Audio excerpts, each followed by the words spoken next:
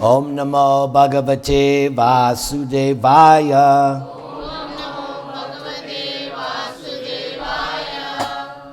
Om Namo Bhagavate Vasudevaya. Om Namo Bhagavate Vasudevaya.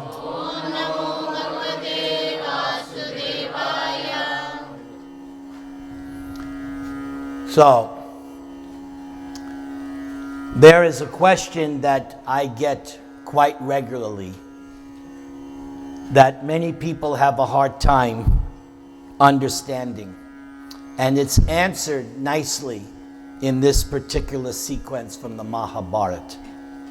The question is, how much is everything dependent on destiny, or do we have free will?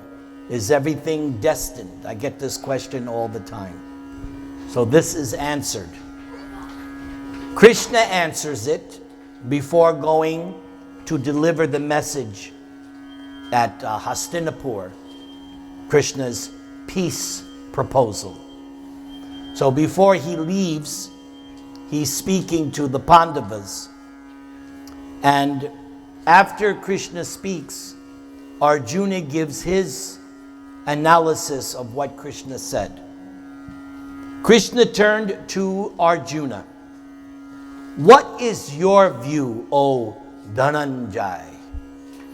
I shall leave at dawn for Hastinapur. Do you have any final thoughts? Arjuna had been silently taking everything in. He looked around the great hall. Now they're right now in Virat. The Pandavas are in Virat. The war is about to begin, but Krishna is going to go to Hastinapur with a peace proposal. The many kings and Brahmins present looked back at Arjuna as he began to speak. Arjuna says, I think Yudhishthira has said all that needs to be said, O Janardhan. Everybody say, Janardhan.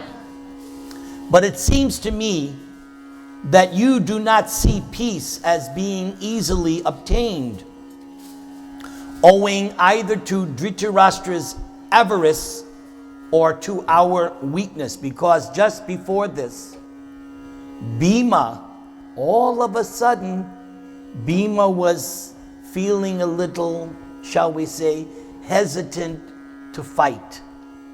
Just like in the beginning of Bhagavad Gita, Arjuna was saying, I don't think I should fight. Well, at this point, lo and behold, Bhima also says, I don't know. And Krishna gets on Bhima's case saying, all of a sudden, Bhima, you're talking like this? Bhima, I know you. For years you have been just holding on to your anger. Now the time for fighting has come, and now you want to let everything be forgiven?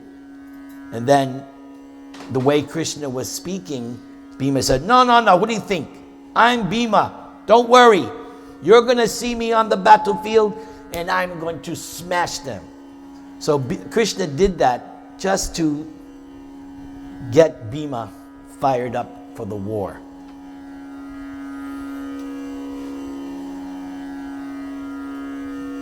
Krishna, you consider man's desires are useless unless attended by action. One should not simply depend on destiny. So this is practical for us. Yes, there is destiny. We all have a destiny. But you still have to do your prescribed duties. Not that, I have a destiny, I'm just going to sit back and not do anything, it's just going to come to me.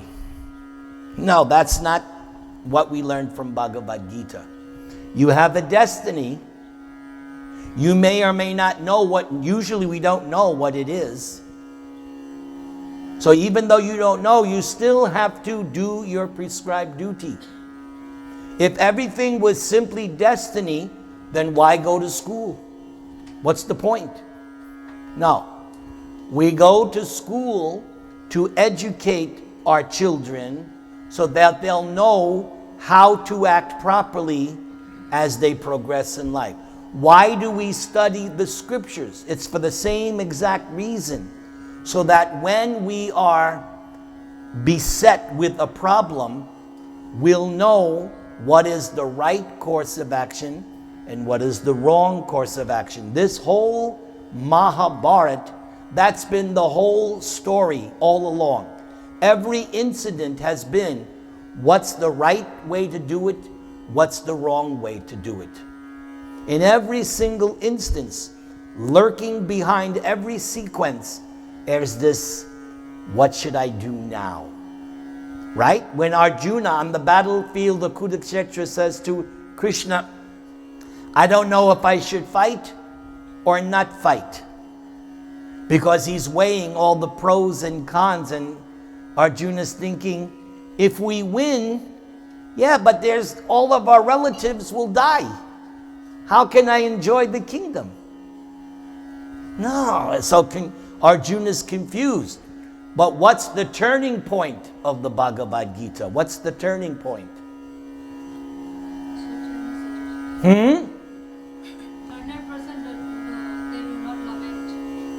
That's not the turning point. The turning point is when Arjuna says, Krishna, now I am your disciple. Up to this point, he doesn't know which way to turn. He drops his bow on the day of the battle. In your cricket match, your weapon is your bat, isn't it? You call it a bat? Right. So let's say it's the championship game. And you go to the coach, I don't know if I should play or not. Huh? Right? That's Arjuna. It's the day of the battle. Come on, let's go. But not Arjuna. Confused. But he makes the crucial step. That's why I say it's the turning point. He turns to Krishna and says, please instruct me. So we are all going to have the same thing in our lives. Every one of us. There's going to be a day like Arjuna when you're not going to know whether to go here or go here. Whether to do this or do this. So what should you do at that time? Go to your guru. Go to your parents. Go to Krishna. Go to scriptures and get your answer. All of them should line up. The guru, the holy man, the shastra should all be boom, boom, boom. Like there's in astrology, when there's different alignments that indicates good fortune or bad fortune. So in the same way in your lives, that day is going to come when you're going to have to make a crucial decision and your life depends on it. It happens to all of us. What do I do now? Do I do the right thing or the wrong thing? And how will I know? That's why you need guru, you need sadhu, and you need shastra, and you need to pay attention to when somebody's speaking at the crucial moment. Having stated his understanding of Krishna's speech, Arjuna gave his response. I am in agreement, O Keshava. In my opinion, there is nothing unattainable to one who acts in knowledge. That we learned from Bhagavad Gita. Armed with yoga, stand and fight. Bhagavad Gita is all about getting proper knowledge. That's why we read Bhagavad Gita, so that you'll know what to do when that day comes. I know you to be the best well-wisher of both ourselves and the Kurus. Yes, Krishna was also in the hearts of the Kauravas. Krishna is in the heart of everyone. He's everyone's well-wisher, but not everybody appreciates Krishna. You've heard me say many times, Hiranyakashipu, what did Vishnu do? Vishnu said, wherever I go, Hiranyakashipu is going to look for me. Where should I go where he won't find me?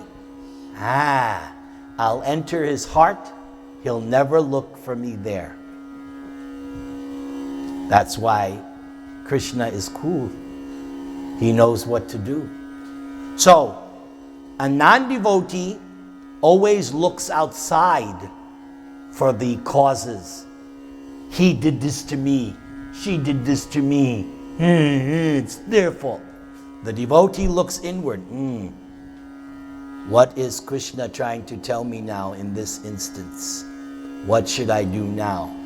Not blame everybody. My life is like this because of you and you. No. What's happening? It's my karma. I need to adjust, look inward. It's called introspection. Dhritarashtra does that at the end. After the battle of Kurukshetra, when everything is lost, he lost all his sons. So Vidura comes once again, and Vidura is able to finally reach him. And he tells his brother, come out. Come out. So Dhritarashtra leaves with who? Who goes with him? Gandhari. And they do meditation and introspection, reflecting on what have I done wrong in my life? Introspection. That happens to me during japa time. During japa, I'm also doing introspection because Krishna, while I'm doing japa, Krishna reminds me, remember you did this? Oh! Hare Krishna, Hare. Remember, Nirantar, you did this? Oh! Hare Krishna, Hare. Japa sometimes is very painful because Krishna is showing me a movie of my life. And he reminds me, you did this, you did this, you did this, you do this. What do you say, Nirantar? I surrender. I give up. I'm sorry. I'm sorry, Krishna. Everybody chant the Maha Mantra. Hare Krishna, Hare Krishna, Krishna Krishna, Hare Hare. Hare Rama, Rama Rama, Hare Hare. I know you, Krishna, to be the best well-wisher of ourselves and the Kurus. Whatever you decide to do, I will accept. Except he has a change of heart at the first day of the battle. Right now, Arjuna's surrendered. But later on, he's going to have doubts again. But right now, he says, I will accept whatever you decide. If peace is desired by you, then it shall be so. And if you desire war, then I am ready to fight. Arjuna paused. His hand rested on the long sword by his side. Surely he had been born only to wield weapons in combat. He could not honestly see any chance of peace. Why was there no chance of peace? Why? Yes? Because Duryodhana. He was the only one. Of course, those who followed him, like Dushashan and Karna. But the elders, they wanted peace. Dhritarashtra also was willing, but Duryodhana, he was the cause. Arjuna could not honestly see any chance of peace, even with Krishna going to Hastinapur. Despite Krishna's power, Krishna never compelled others to act against their own desires. That's called free will. Because I've gotten this. I remember very distinctly. I did a program at Ram Singhania's house a couple of years ago. And there was one Indian man. And he was saying, and I was saying, so when are you going to chant Hare Krishna? Oh, when Krishna makes me. And I went, what? And when are you going to give up sinful activity? Oh, when God makes me. No. That's God doesn't make you do anything. You have free will. You decide. Did Krishna make Arjuna? Did Krishna put Arjuna in a headlock and punch him and say surrender? No. What does Krishna say? I've told you everything. Yatechasi, as you like. So that's the way God is. He gives you free will. So you don't wait for God that it ain't gonna happen. You have to make a choice. Playing a game. Say you're playing, not that you do, but there's this game called chess. Right? 2 people. So we're all playing chess with God. Krishna makes his move. All right, what's your move? Choose wisely.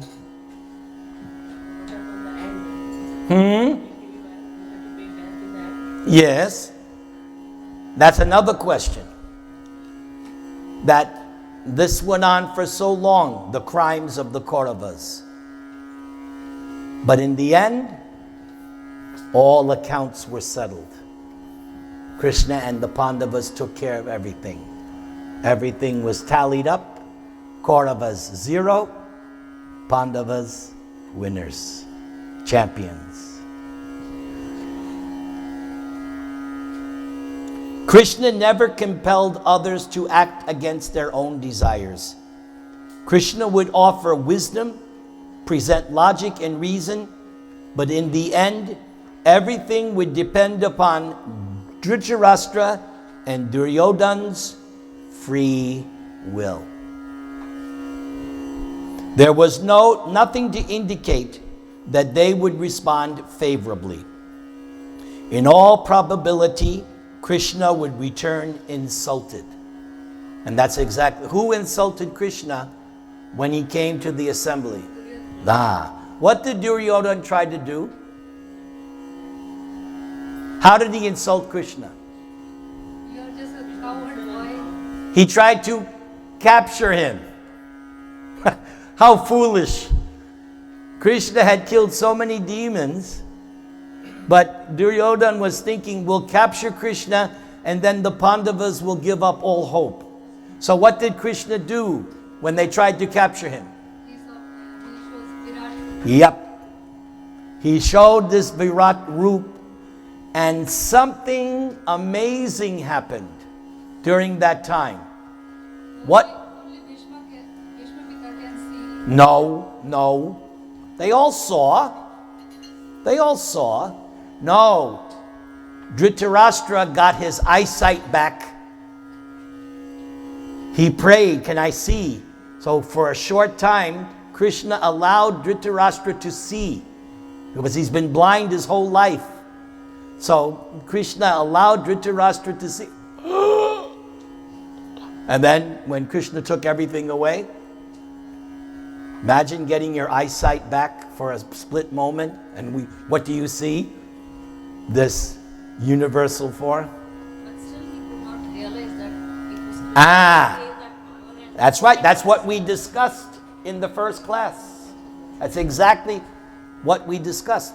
Dhritarashtra cannot understand God because he has not done what is necessary to see God. And that was, Prabhupada was once asked. People say, I'll believe in God when I can see him. So Prabhupada's response was, are you willing to do what is required to see God? That they're not. They want to see God on their living room couch. Okay, God, come dance for me. That's not how God rolls. If you want to see God, it's on his terms. Mundane example. President Obama. Get Obama on my cell phone. Come on, call him. You're not going to get through. Okay, let's drive to Washington, knock on his front door. Hey, Obama, I want to talk to you. Is that good? No. He's here, you're down here. Whether you voted for him or not, I'm not talking about that. The fact of the matter is, he's much more important, and you wanting to see him isn't the criteria. You have to be qualified. So what to speak of God? You want to see God? First you have to qualify yourself. And what's the first symptom of the qualification? Humility and surrender. You have to surrender. Then you can see. Arjuna's voice rose in anger. Without doubt, that evil-minded Duryodhana deserves to die. He and his brothers cruelly and deceitfully robbed us of our kingdom and insulted the innocent. Innocent, who did they insult? Draupadi. Yes. Even Krishna says at some point here, they all have to die because of what they did to Draupadi. They all have to die. And Krishna, I don't know if it's in the, when he goes to the, but at some point Krishna said, yes, Bhishma, you didn't do anything. The only people that did anything was Vidura and somebody else. Yes, one of the brothers said that this is not right. Everybody else was silent. So Krishna said, they all have to die for that mistreatment of Draupadi. They all have to die. I cannot see Duryodhana accepting any good counsel. Your words, Krishna, will be like throwing seeds on barren land. If you think he should be destroyed, then do it at once, for there is nothing to be considered. Otherwise, let there be battle. Krishna agreed and said, it is exactly as you say. Peace and war both lie in my hands, but I will not force either. Everybody chant the Maha Mantra.